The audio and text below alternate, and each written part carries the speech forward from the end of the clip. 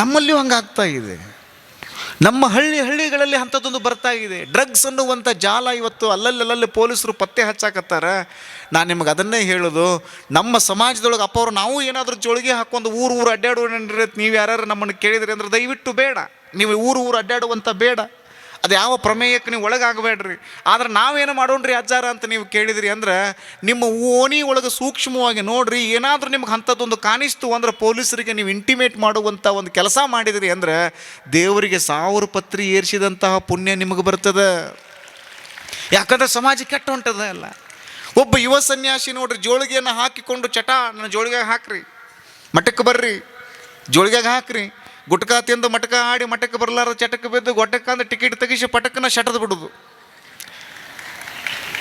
ಗೊತ್ತಲ್ಲ ನಿಮಗೆ? ಏನು ಮಾಡಕತ್ತಾರ ಹುಡುಗರು? ಇದನ್ನ ಮಾಡಕತ್ತಾರ. ಇದಾಗಬಾರದು ಅಂತ ಹೇಳಿ 38 ವರ್ಷ ವಯಸ್ಸಿನ ಸನ್ಯಾಸಿ ಒಬ್ಬರು ಹಾವೇರಿಯ ಹಳ್ಳಿಗಳನ್ನು ಸುತ್ತಿ ನಿಮ್ಮ ಮಕ್ಕಳನ್ನು ನನ್ನ ಜೋಳಿಗೆಗೆ ಹಾಕ್ರಿ. ನನಗೆ ಭಾಳ ಖುಷಿ ಅನ್ನಿಸ್ತದೆ, ಹೃದಯ ತುಂಬಿ ಬರ್ತದೆ.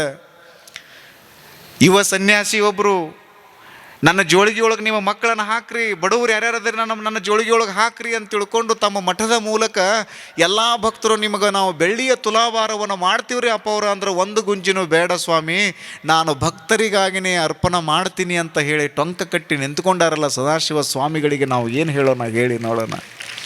ಏನು ಅವರಿಗೆ ಸಮರ್ಪಿಸೋಣ ಹೇಳಿ? ಜೋಳಿಗೆ ಹಾಕ್ಕೊಂಡು ನಿಮ್ಮ ಮನೆಯೊಳಗಿರುವಂಥ ಬಡ ಮಕ್ಕಳು, ನಿರ್ಗತಿಕ ಮಕ್ಕಳು, ಅಬಲರು, ಅನಾಥರು, ದರಿದ್ರರು ಯಾರ್ಯಾರದಾರಲ್ಲ ನನ್ನ ಜೋಳಿಗೆಗೆ ಹಾಕ್ರಿ. ನಾನು ಅವರಿಗೆ ಶಿಕ್ಷಣವನ್ನು ಕೊಡ್ತೀನಿ. 2000 ಮಕ್ಕಳಿಗೆ ಶುಚಿರುಚಿಯಾಗಿರುವಂಥ ಪ್ರಸಾದವನ್ನು ನೀಡಬೇಕು, ಸುಸಜ್ಜಿತವಾಗಿರುವಂಥ ಒಂದು ಕಟ್ಟಡವನ್ನು ಕಟ್ಟಬೇಕು ಅಂತ ಹೇಳಿ ಜೋಳಿಗೆ ಹಾಕ್ಕೊಂಡು ಅಜ್ಜಾರು ಎಲ್ಲ ಕಡೆ ಅಡ್ಡಾಡಕತ್ತಾರಲ್ಲ.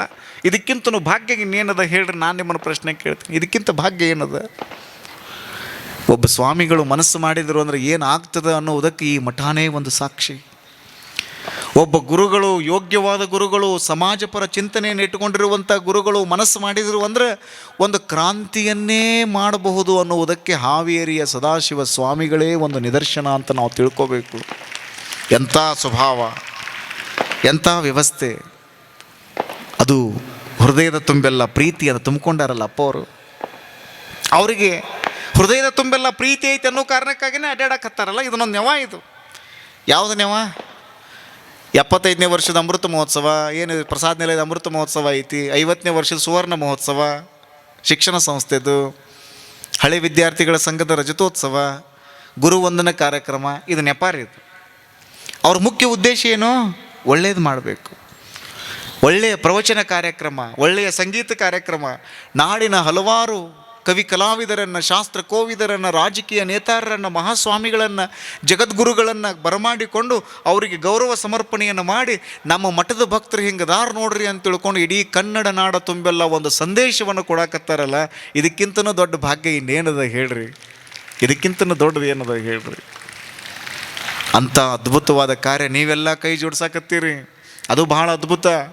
ನೀವೆಲ್ಲರೂ ಅವ್ರಿಗೆ ಅಪ್ಪವ್ರ ನಿಮ್ಮ ಹಿಂದೆ ನಾವು ಇರ್ತೀವ್ರಿ, ನಿಮ್ಮ ಜೊತೆಗೆ ನಾವು ಇರ್ತೀವ್ರಿ ಅಂತ ತಿಳ್ಕೊಂಡು ನೀವೆಲ್ಲರೂ ಅವ್ರು ಬೆನ್ನು ಹತ್ತಿರಲ್ಲ. ಅದಕ್ಕೆ ನೀವೆಲ್ಲರೂ ಪುಣ್ಯಾತ್ಮರು. ಒಳ್ಳೆಯವ್ರ ಬೆನ್ನು ಹತ್ತೋದು ಭಾಳ ಮುಖ್ಯ ರೀ. ಎಂತಿಂಥವ್ರ ಬೆನ್ನು ಹತ್ತುವಂಗಿಲ್ಲ, ಒಳ್ಳೆಯವ್ರ ಬೆನ್ನು ಹತ್ತಬೇಕು. ಯಾರ್ಯಾರ್ದಾರೆ ಬೆನ್ನು ಹತ್ತಿ ಬಿಟ್ರಿ ಅಂದ್ರೆ ಕೆಟ್ಟ ಹೋಗಿಬಿಡ್ತೀರಿ. ಒಳ್ಳೆಯವ್ರ ಬೆನ್ನು ಹತ್ತಿ ಬಿಟ್ರಿ ಅಂದ್ರೆ ಬದುಕು ಬಂಗಾರ ಆಗಿಬಿಡ್ತದೆ. ಒಳ್ಳೆಯವರ ಬೆನ್ನನ್ನು ಹತ್ತಬೇಕು, ಅವ್ರ ಮಾರ್ಗದರ್ಶನದೊಳಗೆ ಹೋಗಬೇಕು. ಅವ್ರದ್ದು ಮುಖ್ಯವಾಗಿರುವಂಥ ಉದ್ದೇಶ ಏನು ಅಂದರೆ ಒಳ್ಳೇದಾಗಬೇಕು. ಹಿಂದೆ ಅಪ್ಪವ್ರದ್ದೆಲ್ಲ ಬಂಗಾರದ ತುಲಾಭಾರ ಮಾಡಿದ್ರಲ್ಲ, ಆಶ್ಚರ್ಯ ಆಗ್ತೈತಿ. ಅದು ಈಗ ಆಶ್ಚರ್ಯ ಆಗತ್ತೈತೆ ನಮಗೆ. ಇನ್ನೊಂದು 20 ವರ್ಷಕ್ಕೆ ಹಿಂದೆ ನೀವು ಹಾವೇರಿ ಹುಕ್ಕೇರಿ ಮಾಡಿದವ್ರು ಶಿವಲಿಂಗ ಅಜ್ಜಾರದ ಬಂಗಾರ ತುಲಾಭಾರ ಮಾಡಿರಿ ಅಂದ್ರೆ ಇನ್ನೊಂದು 50 ವರ್ಷಕ್ಕೆ ಮುಂದಿನ ಹುಡುಗರಲ್ಲ ಅಂಥವು ಇಂಪಾಸಿಬಲ್ ಸುಳ್ಳು ಹೇಳಾಕತ್ತೀರಿ ನೀವು. ಯಾಕಂದ್ರೆ ಒಂದು ತೊಲೆ ಬಂಗಾರ ಅವಾಗ 20 ಲಕ್ಷ ರೂಪಾಯಿ ಆಗಿರ್ತೈತೆ ರೀ. ಎಷ್ಟಾಗಿರ್ತದೆ? 20 ಲಕ್ಷ ಆಗಿರ್ತದೆ. ಬರೀ ಬಂಗಾರ ತೊಗೊಳಕತ್ರಿ ಎಲ್ಲರೂ. ಅದರದ್ದು ಉತ್ಪಾದನೆ ಕಡಿಮೆ ಆಗೈತಿ, ತೊಗೊಳ್ಳೋದು ಹೆಚ್ಚಾಗೈತಿ. ಎಲ್ಲ ಕಡೆಯಿಂದ ಬಂಗಾರ ತರಿಸಿ ನಮ್ಮ ರೊಕ್ಕ ರೂಪಾಯಿ ಮೌಲ್ಯ ಕಡಿಮೆ ಆಗಕತ್ತದ. ಎಲ್ಲರೂ ಬಂಗಾರದ ಮೇಲೆ ಇನ್ವೆಸ್ಟ್ಮೆಂಟ್ ಮಾಡೋದು. ಹೀಗೆ ಒಂದು ಸಂದರ್ಭದೊಳಗೆ ಒಬ್ಬರು ಸ್ವಾಮಿಗಳದ್ದು ಬಂಗಾರದೊಳಗೆ ತುಲಾಭಾರ ಮಾಡೀವಿ ಅಂತ ತಿಳ್ಕೊಂಡು ಈ ಕಾರ್ಯಕ್ರಮದ ಇತಿಹಾಸವನ್ನು ಯಾರಾದರೂ ಬರೆದು ಇಟ್ಟಿರ್ತಾರಲ್ಲ, ಪುಸ್ತಕದೊಳಗೆ ಬರೆದಿಟ್ಟಿವಿ. 50 ವರ್ಷ ಆದಮೇಲೆ ಇನ್ನು 2075 ಸಂದರ್ಭದೊಳಗೆ ಯಾರು ಓದಿರೋದ್ರ ಸುಳ್ಳು ಹೇಳಕತ್ತೀರಿ ನೀವು ಅಂತಾರೆ ಅವರು. ಆದರೆ ಅದು ಖರೆ ಅದ. ಒಬ್ಬರು ಸ್ವಾಮಿಗಳು ತೂಕ ನಾವು ಬಂಗಾರದಿಂದ ತುಲಾಭಾರ ಕಾರ್ಯಕ್ರಮವನ್ನು ಮಾಡೀವಿ ಅಂತ ತಿಳ್ಕೊಂಡು ಹಾವೇರಿ ಹುಕ್ಕೇರಿ ಮಠದ ಭಕ್ತರು ನೀವು ಖರೆ ಅಂತೀರಿ. ಆ ಬಂಗಾರ ಏನು ಮಾಡಿದರು? ಶಿಕ್ಷಣ ಸಂಸ್ಥೆಗಳನ್ನು ಕಟ್ಟಬೇಕು ಅಂತ ಹೇಳಿ 47 ಎಕರೆ ಜಮೀನನ್ನು ಕೊಂಡುಕೊಂಡ್ರು. ಈಗ ಜಾಗ ಅದ. ಈಗ ಅಪ್ಪವರು ರಜತ ತುಲಾಭಾರ ಕಾರ್ಯಕ್ರಮ ಮಾಡುವಂಗಿಲ್ಲ ಅಂತ ಹೇಳಿದರು. ನಾವು ಮಾಡ್ತೀವ್ರಿ ಅಪ್ಪವ್ರ ಅಂತ ಭಕ್ತರು ಅಂದರು. ಹಂಗಾದ್ರೆ ಮಾಡೋದಾದ್ರೆ ಒಂದು ಗುಂಜಿನೂ ನನಗೆ ಬೇಕಾಗಿಲ್ಲ. ಅದರ ಸಂಪೂರ್ಣ ಏನು ಬಂದಿರ್ತದಲ್ಲ ಬೆಳ್ಳಿ, ಅದನ್ನು ನಾವು ವ್ಯಯ ಮಾಡಿ ಮಕ್ಕಳಿಗಾಗಿ, ಬಡ ಮಕ್ಕಳಿಗಾಗಿ, ದೀನರ ಮಕ್ಕಳಿಗಾಗಿ, ನಿರ್ಗತಿಕರ ಮಕ್ಕಳಿಗಾಗಿ, ಕಸ ಹೊಡೆಯುವಂತಹ ಏನು ಈ ಪೌರ ಕಾರ್ಮಿಕರು ಇರ್ತಾರಲ್ಲ ಅಂಥವರ ಮಕ್ಕಳಿಗಾಗಿ ನಾನು ಒಂದು ಪ್ರಸಾದ ನಿಲಯವನ್ನು ಕಟ್ತೀನಿ ಅಂತ ತಿಳ್ಕೊಂಡು ಸ್ವಾಮಿಗಳು ಸಂಕಲ್ಪ ಮಾಡ್ಯಾರಲ್ಲ, ಅದಕ್ಕೆ ನಾವು ಜೋರಾಗಿ ಚಪ್ಪಾಳಿ ತಟ್ಟಿ ಸದಾಶಿವ ಸ್ವಾಮಿಗಳಿಗೆ ನಾವು ಗೌರವವನ್ನು ಸಲ್ಲಿಸಬೇಕು. ನಿಮ್ಮ ಒಳ್ಳೆಯ ಕೆಲಸ ಮಾತ್ರ ನಿಮ್ಮನ್ನು ಕೈ ಹಿಡಿತದೆ, ಬೇರೆ ಏನೂ ಕೈ ಹಿಡಿಯಂಗಿಲ್ಲ. ಒಳ್ಳೆಯ ಕಾರ್ಯಗಳು ಮಾತ್ರ ನಿಮ್ಮ ಜೊತೆಗೆ ಬರ್ತಾವ, ಕರ್ಮ ಮಾತ್ರ ನಿಮ್ಮ ಜೊತೆಗೆ ಬರ್ತದೆ, ಧರ್ಮ ಮಾತ್ರ ನಿಮ್ಮ ಜೊತೆಗೆ ಬರ್ತದೆ, ಬೇರೆ ಯಾವುದೂ ಬರೋಂಗಿಲ್ಲ. ನೀವೇನು ಗಳಿಸಿಟ್ಟಿರಲ್ಲ ಅದು ಯಾವುದೂ ನಿಮ್ಮ ಜೊತೆಗೆ ಬರೋಂಗಿಲ್ಲ, ಬರೋಕ್ಕೆ ಸಾಧ್ಯನೇ ಇಲ್ಲ. ಹಂಗೇನಾದರೂ ಗಳಿಸಿಟ್ಟಿದ್ದು ನಮ್ಮ ಜೊತೆಗೆ ಬರ್ತಿತ್ತು ಅಂದ್ರೆ ಇಲ್ಲೇನೂ ಉಳ್ಸತ್ತಿರ್ಲಿಲ್ಲ ರೀ, ಎಲ್ಲ ತೊಗೊಂಡು ಹೋಗಿಬಿಡ್ತಿದ್ರು, ಎಲ್ಲನೂ ತೊಗೊಂಡು ಹೋಗಿಬಿಡ್ತಿದ್ರು, ಏನೂ ಒಯ್ಯಂಗಿಲ್ಲ. ಬರುವಾಗೂ ಹಂಗೆ, ಹೋಗುವಾಗೂ ಹಂಗೆ. ಬಂದು ಹೋಗುವುದರ ಮಧ್ಯೆ ಇರುವಂಥ ಬದುಕು ಹೆಂಗೆ ಆಗಬಾರ್ದು, ಚಲೋ ಆಗಬೇಕಲ್ಲ. ಕಡ್ಕೊಳ ಮಡಿವಾಳಪ್ಪ ಅಂತಾರ, ಎಷ್ಟು ಚಂದ ಕಟ್ಟಿದಿ ಮಾಳಿಗೆ, ನಿನಗೆ ಹೋಗುವುದು ಬಂತಲ್ಲೋ ನಾಳಿಗೆ, ಅಂದು ಹೊಲಿಶಾರ ನಿನಗೆ 3 ಮೂಲಿಯುಳ್ಳ ಜೋಳಿಗೆ, ಅಲ್ಲಿಟ್ಟು ಬಂದು ಉಂಡಾರೋ ಹೋಳಿಗೆ. ದ್ರವ್ಯ ಗಳಿಸಿದಿ ಬಂಡಿಗೆ ಬಂಡಿ, ಒಂದೂ ದಿನ ಉಣಲಿಲ್ಲೋ ಮೆಣಸಿನ ಹಿಂಡಿ, ಸಾಯೋ ತನಕ ಬರೀ ಸಪ್ಪನ ಅಂಬಲಿ ಉಂಡಿ, ಸತ್ತ ಮೇಲೆ ಹೇರ್ತಾರೋ ನಿನ್ನ ತಲೆ ಮೇಲೆ ಹೆಂಡಿ. ಕಡ್ಕೊಳ ಮಡಿವಾಳಪ್ಪ. ಅಪ್ಪಿ ತಪ್ಪಿ ನಾವು ಸಾತ್ತೀವಂದ್ರೆ ಇದ್ರಾಗ ಒಂದಿಷ್ಟು ಆಸ್ತಿ ಅದು ಮಾಡಿ ಇಟ್ಟಿದ್ರಿ ಅಂದ್ರೆ ನಿಮ್ಮದು ಪುಣ್ಯತಿಥಿ ಅಂತ ಮಾಡ್ತಾರೆ. ಏನೋ ಒಂದಿಷ್ಟು ಆಸ್ತಿ ಅದು ಮಾಡಿ ಇಟ್ಟಿದ್ರಿ ಅಂದ್ರೆ, ಅದು ಯಾವುದೂ ಇರಲಿಲ್ಲ ಅಂದ್ರೆ ಎಂದೋ ಹೋಗ್ಬೇಕಾಗಿತ್ತು ರೀ. ಹುಳ ಭಾಳ ದಿನ ಹಂಗೆ ಹೋತ್ರಿ ಅದು ಅಂತಾರೆ. ಮಂದಿಯ ಒಳಗೆ ಚಂದಾಗಿ ಇರಬೇಕ ನಂದಿಯ ಶಿವನ ದಯದಿಂದ, ನಂದಿಯ ಶಿವನ ದಯದಿಂದ ಹೋಗುವಾಗ ಮಂದಿಯ ಬಾಯಾಗ ಇರಬೇಕ. ಕನ್ನಡದ ತಾಯಿ ಹಾಡ ಹಾಡ್ತಾಳೆ. ಒಳ್ಳೇದು ಮಾಡಿದ್ರಿ ಅಂದರೆ ನಿಮ್ಮದು ಒಂದು ಫೋಟೋ ಫ್ರೇಮ, ವಾಸನೆ ಬರಲಾರ್ದು 2 ಊದಿನ ಕಡ್ಡಿ ಬೆಳಗೋದೈತಿ, ನಿಮಗೆ ಬೇಕಾದ್ದನ್ನು ಮಾಡೋದೈತಿ, ಹಿಂಗೆ ಎಡಿ ಹಿಡಿದೈತಿ ತಾವ ಹೊಡಿದೈತಿ, ಎಡಿ ಹಿಡಿದೈತಿ ತಾವ ಹೊಡಿದೈತಿ. Who will cry when you die, ನೀನು ಸತ್ತರೆ ಅಳುವವರು ಯಾರು? ನೀವು ರಾತ್ರಿ ಮಲಗ್ತಿರಲ್ಲ, ಇವತ್ತು ಹೋಗಿ ಮಲಗುವಾಗ ಹೌದಲ್ಲ ಅಪ್ಪ ಅವ್ರು ಹೇಳಿದ ಕರೆ ಅದ, ನಾನು ಸತ್ತರೆ ಅಳುವವರು ಯಾರು? ಯಾರು? ಪ್ರಶ್ನೆ ಕೇಳ್ರಿ. ನೀವು ಚಲೋ ಮಾಡಿದ್ರಿ ಅಂದರೆ ಒಂದಿಷ್ಟು ಮಂದಿ ನಿಮ್ಮನ್ನ ಭಾಳ ಚಲೋ ಇದ್ರಿ, ಹಂಗಾಗಬಾರ್ದಾಗಿತ್ತು ರೀ ಅಂತಾರೆ.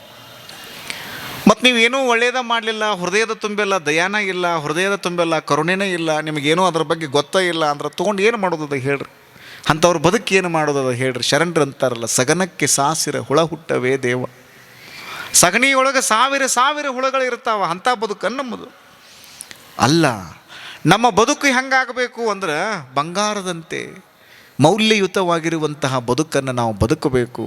ಹಾವೇರಿಯ ಪರಮ ಪೂಜ್ಯರು ಶಿವಲಿಂಗ ಮಹಾಸ್ವಾಮಿಗಳವರು, ಶಿವಬಸವ ಮಹಾಸ್ವಾಮಿಗಳವರು, ಸದಾಶಿವ ಸ್ವಾಮಿಗಳು, ಶಿವತ್ರಯರ್ರಿ ಇವರೆಲ್ಲರೂ ನೋಡ್ರಿ. ಮೊದಲು ಶಿವಬಸವ, ಅಲ್ಲಿ ಶಿವ ಐತಿ, ಶಿವಲಿಂಗ ಅಲ್ಲಿ ಶಿವ ಐತಿ, ಸದಾಶಿವ ಇಲ್ಲೂ ಶಿವ ಐತಿ, 3 ಮಂದಿ ಶಿವ, ಶಿವತ್ರಯರು.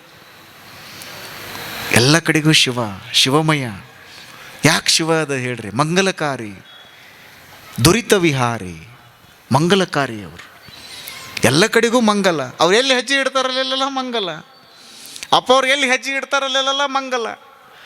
ಅವ್ರು ಯಾವ ಕಾರ್ಯಕ್ರಮಕ್ಕೆ ಹೋಗ್ತಾರಲ್ಲೆಲ್ಲ ಮಂಗಲನೇ ಮಂಗಲ. ಯಾಕಂದ್ರೆ ಅವ್ರು ಶಿವನನ್ನು, ಅವ್ರ ಹೆಸರನ್ನು ಇಟ್ಕೊಂಡು ಪೂಜ್ಯ ದ್ವಯರ ಗುರುಗಳ ಆ ಅದ್ಭುತವಾದ ಶಕ್ತಿಯನ್ನು, ಯೌಗಿಕ ಶಕ್ತಿಯನ್ನು ಇಟ್ಕೊಂಡು ಬಂದಾರಲ್ಲ, ಅವ್ರು ಎಲ್ಲಿ ಹೆಜ್ಜೆ ಇಡ್ತಾರ ಅಲ್ಲೊಂದು ಕ್ರಾಂತಿ ಆಗ್ತೈತಿ ಅನ್ನೋ ಕಾರಣಕ್ಕಾಗಿಯೇ ಹಾವೇರಿಯೊಳಗೆ ಇವತ್ತು ಕ್ರಾಂತಿ ಆಗ್ತಾ ಇದೆ. ನೀವೆಲ್ಲರೂ ಕುಳಿತುಕೊಂಡಿರಿ, ಸಾವಿರ ಜನ ಬರ್ತೀರಿ, ಹಳ್ಳಿಯಿಂದ ಜನ ಬರ್ತಾರಂತ, ಬುತ್ತಿ ತೊಗೊಂಡು ಬರ್ತಾರಂತ, ಎಲ್ಲರಿಗೂ ಪ್ರಸಾದ ಮಾಡಿಸ್ತಾರಂತ. ಈ ಎಲ್ಲ ಕಥೆಯನ್ನು ಹೇಳೋದಕ್ಕೆ ಎಷ್ಟು ಖುಷಿ ಅನ್ನಿಸ್ತದೆ ನೋಡ್ರಿ. ಇದೊಂದು ಅದ್ಭುತವಾಗಿರುವಂಥ ಪುಣ್ಯ ಪರಮ. ನಾನು ನಿಮಗೆ ಅದನ್ನೇ ಹೇಳೋದು. ರಾತ್ರಿ ಮಲಗುವಾಗ ವಿಚಾರ ಮಾಡೋಣ, ಎಷ್ಟು ಜನರಿಗೆ ಒಳ್ಳೇದು ಮಾಡಿದೆ. ನಾ ಎಷ್ಟು ಜನರಿಗೆ ಕೆಟ್ಟದ್ದು ಮಾಡಿದೆ, ಇವತ್ತೇನಾದರೂ ಕೆಟ್ಟದ್ದನ್ನು ಮಾತಾಡಿದ್ನ ನಾನು ಮಾತಾಡಿದೆ ಅಂದರೆ ನಾಳಿಂದ ಮಾತಾಡಬಾರ್ದು, ಇನ್ನೊಬ್ರಿಗೆ ನೋಯಿಸಬಾರ್ದು. ಒಳ್ಳೆಯದನ್ನು ಮಾಡಪ್ಪ ದೇವ್ರ ಅಂತ ತಿಳ್ಕೊಂಡು ನೀವು ಕೈ ಮುಗಿರಿ, ಆರಾಮಾಗಿ ಮಲ್ಕೊಳ್ರಿ. ರಾತ್ರಿ ಆರಾಮಾಗಿ ಮಲ್ಕೊಂಡಾದ ಮೇಲೆ ಮುಂಜಾನೆ ಹೇಳ್ತಿರಲ್ಲ, ಮತ್ತೊಂದು ದೇವರಿಗೆ ಥ್ಯಾಂಕ್ಸ್ ಹೇಳ್ರಿ. ಈ ಪ್ರಕೃತಿಗೆ ಒಂದು ಥ್ಯಾಂಕ್ಸ್ ಹೇಳ್ರಿ. ಯಾರಿಗೆ ಥ್ಯಾಂಕ್ಸ್ ಹೇಳ್ತೀರಿ ನೀವು? ಬಸ್ನೊಳಗೆ ಒಂದು ಸೀಟ್ ಬಿಟ್ಟು ಕೊಟ್ಟಾರ ಅನ್ನೋ ಕಾರಣಕ್ಕಾಗಿ ಅವ್ರಿಗೊಂದು ಥ್ಯಾಂಕ್ಸ್ ಹೇಳ್ತೀರಿ. ಈ ಪ್ರಕೃತಿಗೆ